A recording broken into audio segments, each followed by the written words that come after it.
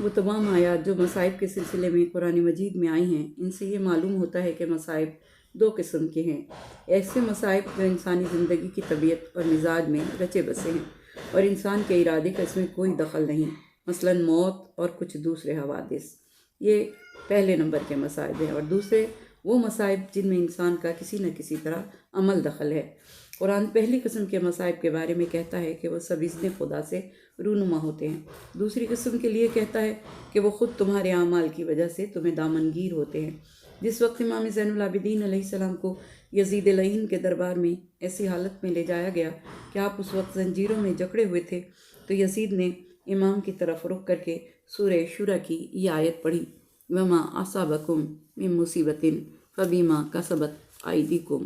اس کے کہنے کا مقصد یہ تھا کہ خاندان رسالت کے مصائب خود ان کے اپنے اعمال کا نتیجہ ہیں۔ اس طرح وہ امام کے دل پر زخم لگانا چاہتا تھا، لیکن امام نے اس کے کلام کی تردید کرتے ہوئے فرمایا، یہ آیت ہمارے بارے میں نازل نہیں ہوئی ہے، بلکہ ہمارے بارے میں ایک اور آیت نازل ہوئی ہے، اور وہ سورہ حدید کی آیت نمبر 22 ہے، جو یہ ہے کہ جو مصیبت بھی تمہارے وجود میں یا زمین پر پڑتی ہے، تمہاری خلقت سے پہلے لوح محفوظ میں رقم ہے، یعنی لکھی ہوئی ہے۔ اس لیے کوئی شخص یہ بہانہ نہیں بنا سکتا کہ چونکہ تمام مصائب خدا کی طرف سے ہیں، لہٰذا ظالموں کے مقابلے میں خاموشی اختیار کرتے ہوئے ان کے خلاف نہیں اٹھنا چاہیے۔ اس کے بعد خدا آیت کے آخر میں مومنین کو بشارت دیتا ہے کہ جو شخص خدا پر ایمان لے آئے، خدا اس کے دل کو ہدایت کرتا ہے۔ یہ خدا کی ہدایت ہے کہ جب انسان کے پاس آتی ہے تو وہ نعمتوں میں شاکر، مصیبتوں میں صابر اور قضاء الہی کے مقابلے میں سر تسلیم خم کر دیتا ہے۔ البتہ ہدایت قلبی ایک وسیع معنی رکھتی ہے، صبر و شکر، رضا و تسلیم اور انا للہ و انا الیہ راجعون کہنا، ان میں سے ہر ایک اس کی شاخ ہے۔ خدا ہر چیز کو جانتا ہے۔ رب رحیم خود کبھی کبھی انسانی زندگی میں مصائب کو شامل کر دیتا ہے تاکہ وہ سوئے نہ رہیں، دنیا میں اپنی حیثیت کو بھول نہ جائیں اور طغیان اور سرکشی کی طرف ہاتھ نہ بڑھائیں، اور خدا کی اطاعت کرو اور پیغمبر کی اطاعت کرو۔ یہ بات واضح ہے کہ رسول خدا کی اطاعت بھی خدا کی اطاعت کا ہی ایک شعبہ ہے، کیونکہ حضور اپنی طرف سے کچھ نہیں کہتے۔ یہاں عطیوں کی تکرار اس چیز کی طرف اشارہ ہے کہ یہ دونوں اطاعتیں حقیقت میں اللہ کی ہی اطاعتیں ہیں۔ ان میں سے ایک اطاعت اصل ہے جو اللہ کی اطاعت ہے، اور دوسری اطاعت اس کی فرو ہے جو نبی کی اطاعت ہے۔ اس لیے فرماتا ہے کہ اگر تم روگردان ہو جاؤ اور اطاعت نہ کرو تو ہمارا نبی تم کو مجبور کرنے پر مامور نہیں، کیونکہ ہمارے رسول کا فریضہ اور ذمہ داری صرف واضح طور پر احکام کا پہنچا دینا ہے۔ ہمارا نبی صرف پیغام حق پہنچانے کا ذمہ دار ہے، اور بس یہی ان کی ذمہ داری ہے۔ اس کے بعد تمہارا معاملہ خدا کے ساتھ ہے۔ اللہ وہی ہے، اس کے سوا کوئی معبود نہیں۔ اور جب یہی بات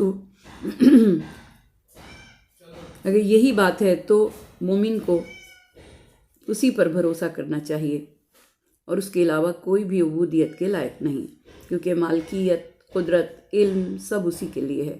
دوسروں کے پاس جو کچھ بھی ہے وہ اسی کی طرف سے ہے، اسی وجہ سے انہیں اس کے علاوہ کسی غیر کے سامنے سر تسلیم خم نہیں کرنا چاہیے۔ ہر قسم کی مشکل کی حل کے لیے اسی سے مدد مانگنی چاہیے اور صرف اسی پر توکل کرنا چاہیے۔ اے ایمان والو، تمہاری ازواج اور تمہاری اولاد میں سے بعض تمہارے دشمن ہیں، ان سے بچتے رہو۔ حضرت امام محمد باقر علیہ السلام سے روایت ہے کہ جب ہجرت کا زمانہ آیا تو حضور اکرم کے اصحاب نے ہجرت کرنا شروع کی۔ جب کچھ لوگوں نے ہجرت کرنا چاہی تو ان کے بیٹے اور بیوی ان کے دامن پکڑ لیتے اور کہتے، تجھے خدا کی قسم تو ہجرت نہ کر، کیونکہ اگر تو چلا گیا تو ہم تیرے بعد بغیر سرپرست کے رہ جائیں گے۔ کچھ لوگ اپنے گھر والوں کی بات کو قبول کر لیتے تو وہ گھر رہ جاتے اور ہجرت کے لیے باہر نہ آتے۔ اس لیے یہ آیت نازل ہوئی جس میں اس بات سے ڈرایا گیا ہے کہ وہ اپنی اولاد اور بیویوں کی اطاعت نہ کریں۔ لیکن ان لوگوں میں سے کچھ ایسے لوگ بھی تھے جو بالکل گھر والوں کی پرواہ نہ کرتے اور ہجرت کر کے مدینہ آ جاتے اور اپنے گھر والوں سے کہتے، خدا کی قسم اولاد تمہاری آزمائش ہے۔ نہج البلاغہ میں مولا علی علیہ السلام کا فرمان ہے کہ تمہیں کوئی شخص یہ نہ کہے کہ خداوندہ میں تجھ سے امتحان اور آزمائش سے پناہ مانگتا ہوں، کیونکہ ہر شخص کے پاس آزمائش کا ذریعہ ہوتا ہے، اور کم از کم اس کے پاس مال اور اولاد تو ہوتے ہی ہیں۔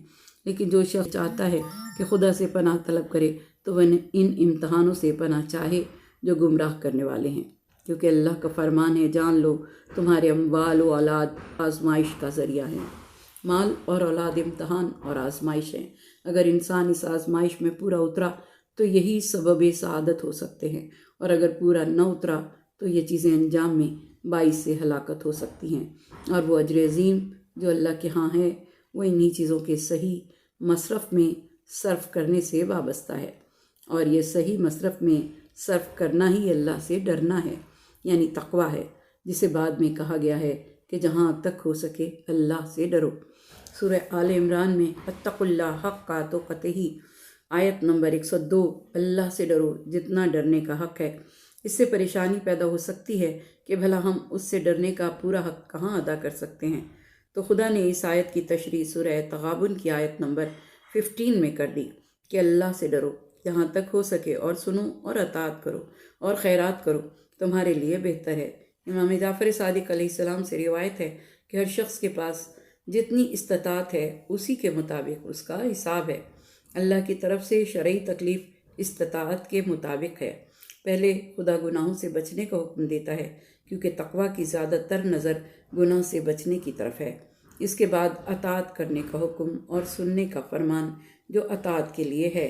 پھر اطاعتوں میں سے خصوصیت کے ساتھ اللہ کی راہ میں تقسیم کرنا جو خدا کی اہم ترین آزمائشوں میں سے ہے، اور اس کا فائدہ خود انسان ہی کو پہنچے گا۔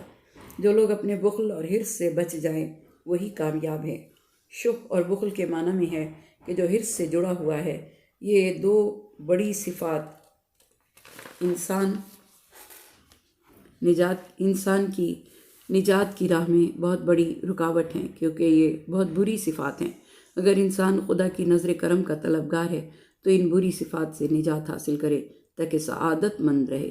ابن ابی قرہ کا بیان ہے کہ امام جعفر صادق علیہ السلام اول رات سے صبح تک بیت اللہ کا طواف کرتے رہے، اور دوران طواف یہی ایک دعا فرماتے رہے، خداوندہ مجھے شح نفسی سے بچا۔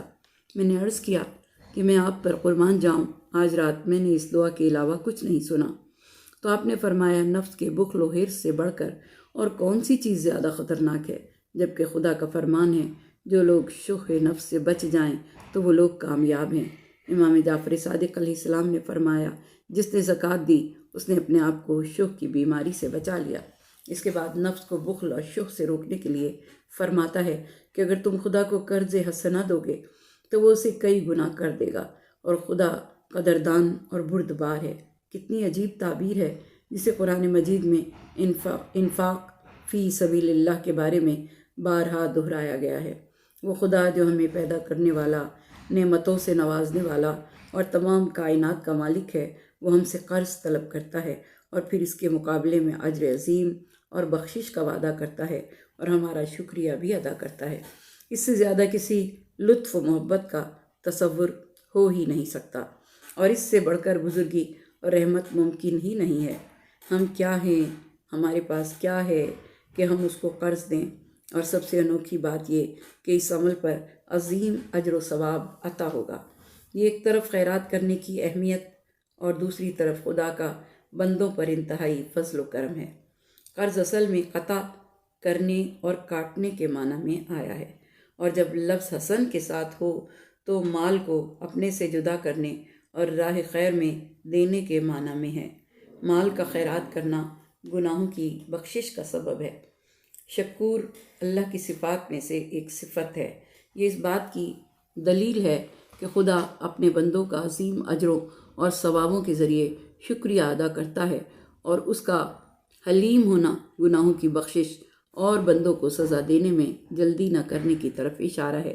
یہاں تک کہ آخری آیت میں فرماتا ہے، وہ چھپے ہوئے اور ظاہر اعمال سے آگاہ اور قادر و حکیم ہے۔ وہ بندوں کے اعمال اور خصوصاً ان کے چھپ کر بندوں کی مدد کرنے کے عمل سے آگاہ ہے۔ وہ اگر ان سے قرض کا تقاضا کرتا ہے تو اس کی وجہ فقط لطف و محبت ہے تاکہ تم کو بڑے بڑے اجر عطا کرے۔ ایک حدیث میں حضور اکرم صلی اللہ علیہ وآلہ وسلم نے ارشاد فرمایا ہے کہ کوئی نومولود پیدا نہیں ہوتا مگر یہ کہ اس کے سر کی جالیوں پر سورہ تغابن کی 5 آیات لکھی ہوئی ہوتی ہیں۔ ممکن ہے اس سے مراد یہی آخری آیات ہوں جو اموال اور اولاد کے بارے میں گفتگو کرتی ہیں۔ ان 5 آیات کا سر کی جالیوں میں لکھا جانا اس بات کی طرف اشارہ ہے کہ ان آیات کا مضمون تمام اولاد آدم کے لیے خدا کی جانب سے لازمی کیا گیا ہے۔ جالی کے معنی میں ممکن ہے سر کی ان ہڈیوں کی طرف اشارہ ہو جن کے ٹکڑے ایک دوسرے میں گھٹے ہوئے ہوتے ہیں، یا دماغ کی جالیوں کی طرف اشارہ ہو۔ بہرحال یہ انسان میں ان خصوصیات کے موجود ہونے کی دلیل ہے۔ خداوندہ مال و اولاد اور گھر والوں کی اس آزمائش میں ہماری مدد فرما۔ پروردگارہ، ہمیں بخل، حرص اور شح نفس سے دور رکھ، کیونکہ جسے تو ان سے دور رکھے گا وہی اہل نجات اور فلاح پانے والے لوگ ہوں گے۔ یا بار الہ، تو ہمیں قیامت کے دن جب گناہ گار بندوں کا غبن اور نقصان ظاہر ہو جائے گا، اپنے لطف کے دامن میں اس تغابن کے دن سے بچا کے رکھنا۔ پروردگارہ، تو رحمان ہے، تو رحیم ہے، ہم پر رحم فرمانا، ہماری مشکلوں کو آسان فرمانا، ہماری پریشانیوں کو دور فرمانا، ہمیں غم حسین کے سوا کوئی غم نہ دینا۔ ہم میں سے جو بیمار ہیں پروردگار دو عالم، ان تمام بیماروں کو صحت کاملہ، صحت عاجلہ عطا فرما۔ پروردگارہ، جو پریشان ہیں ان کی پریشانیوں کو دور فرما، جو رزق کے طلبگار ہیں ان کی روزی میں برکت عطا فرما۔ پالنے والے ہمارے گناہان صغیرہ و کبیرہ کو بخش دے، ان گناہوں کو بخش دے جن کے سبب دعائیں تیری بارگاہ میں شرف قبولیت نہیں پاتی، ان گناہوں کو معاف فرما دے جن کے سبب تیرے عذاب کا نزول ہوتا ہے، اور ان گناہوں کو بخش دے جن کا روز آخر تم ہم سے مواخذہ کرے گا۔ پروردگار دو عالم، ہم انسانوں پر، ہمارے والدین پر، ہمارے اعزاء و اقرباء پر رحم فرما۔ وہ والدین جو دنیا سے چلے گئے، پروردگار تو انہیں اپنے جوار رحمت میں جگہ عطا فرما، انہیں کروٹ کروٹ جنت نصیب فرما، ان کے گناہان صغیرہ و کبیرہ کو بخش دے، ان کی قبروں کو روشن و منور فرما، ان کی قبروں کو کشادگی عطا فرما، اولاد کو توفیق دے کہ انہیں دنیا سے تحفے بھیجتے رہیں۔ اور پروردگار دو عالم، ہمارے بچوں کو اپنے حفظ و امان میں رکھنا، ہماری اولاد کو نیک سعادت مند عبادت گزار بنانا۔ پروردگارہ، انہیں دنیا کے تمام مصائب سے محفوظ رکھنا، والدین کا سایہ ان کے سروں پر قائم رہے۔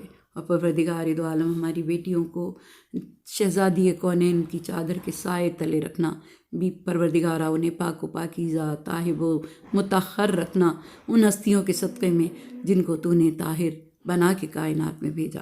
پروردگارہ، واسطہ محمد و آل محمد کا، جس نے مجھے دعا کے لیے کہا، ان کی دعاؤں کو شرف قبولیت عطا فرما، ان کی پریشانیوں کو دور فرما۔ جن بچوں نے امتحان دیا ہے، دے رہے ہیں، دینے والے ہیں، انہیں سنہری کامیابی عطا فرما۔ ہمارے ملک پر رحم فرما۔ پروردگارہ، ہمارے حکماء کو انصاف کی توفیق عطا فرما، عدل و انصاف کا بول بالا ہو۔ اور پروردگار دو عالم، ہمارے علماء کو توفیق دے کہ وہ اپنے علم کے ذریعے ہم جیسے انسانوں کی رہبری کریں اور ہدایت کے راستے پر لے کر چلیں۔ پروردگارہ، واسطہ محمد و آل محمد کا، اہل فلسطین پر رحم فرما، اہل لبنان پر رحم فرما، یہودیت اور عیسائیت کی چالوں کو انہی پر پلٹ دے، اسلام کا بول بالا فرما، ہمارے مقامات مقدسہ کی حفاظت فرما، اسلام کے دشمنوں کو نیست و نابود فرما۔ اور پروردگار دو عالم، جو حج و زیارات کے متمنی ہیں انہیں یہ سعادت نصیب فرما، ہمارے امام کے ظہور میں تعجیل فرما، ہمارے امام کے ظہور میں تعجیل فرما، ہمارے امام کے ظہور میں تعجیل فرما۔ آمین یا رب العالمین۔ ربنا تقبل منا انک انت السمیع العلیم۔